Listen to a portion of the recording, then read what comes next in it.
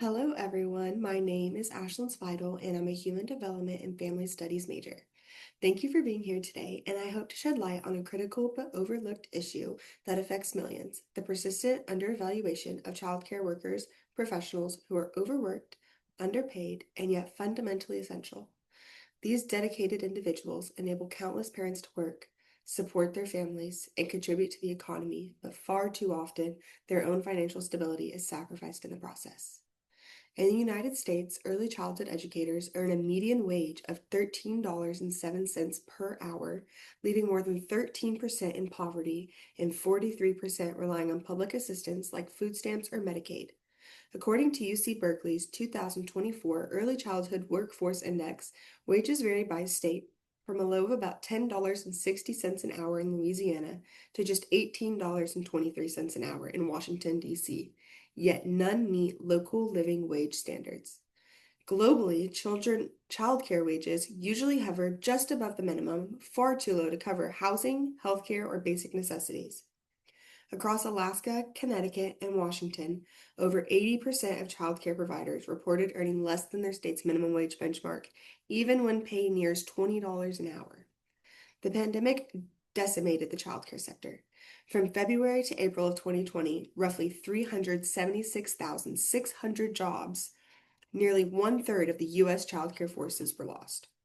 By early 2022, employment remained 8.4% below its February 2020 level, representing a deficit of about 88,300 jobs. These figures expose how fragile and undervalued early education has been even before COVID. Retention is a major challenge. In Australia, turnover has exceeded 30% annually for over a decade, with each educator staying at least 3.5 years per center on average. The highest educated professionals, those with degrees or certifications, are often the first to leave due to low pay, burnout, and lack of support. In the US, similar patterns emerge. These issues ripple far beyond educators. The average family spends nearly $1,000 monthly per child on childcare, now often exceeding housing cost, much higher than the recommended 7% of income benchmark. Many regions are now childcare deserts, with insufficient slots to meet demand. Turnover and low wages undermine care quality, hurt child development outcomes, and force parents, especially women, out of the workforce.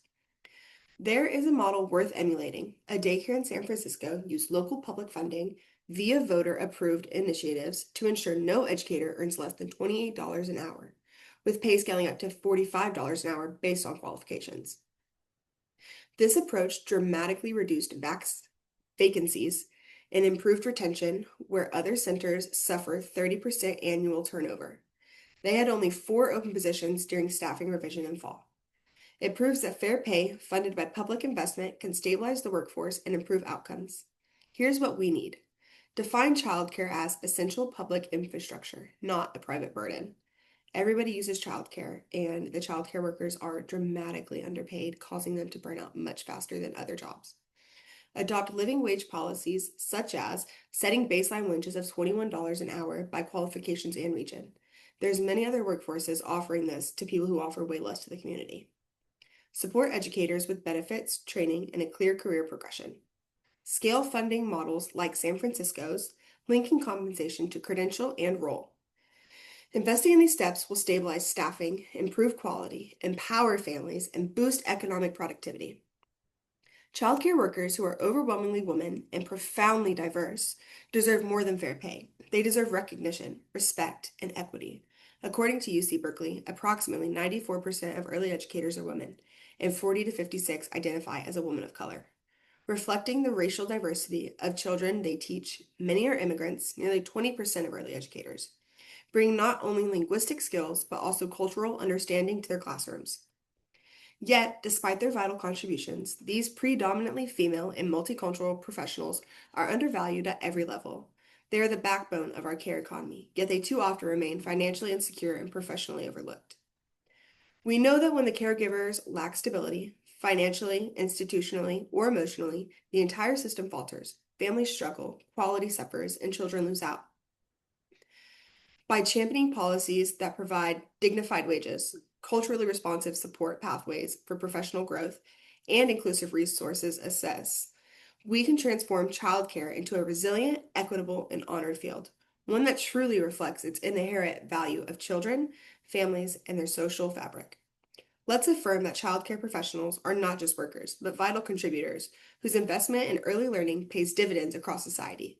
Let's commit to standing with them, and in doing so, we invest not only in a more just future, but a stronger, more connected one. Childcare workers are a fundamental part of most working parents' everyday lives. They aren't just filling a role, they are guardians, educators, and partners in every child's early development. Their label is the invisible foundation that allows millions of families to earn, thrive, and participate in society. Yet the value they add remains dramatically unrecognized. It's essential that we invest in them, not just with applause, but with tangible, sustainable support. We must ensure they receive fair wages, benefits, and the resources they need to do their jobs well. When childcare workers are empowered, children receive better care, parents can work with confidence, and communities grow stronger. If you have any questions or thoughts, I would love to hear them. Let's work together to alleviate this critical workforce because investing in childcare workers is investing in our collective future. Thank you.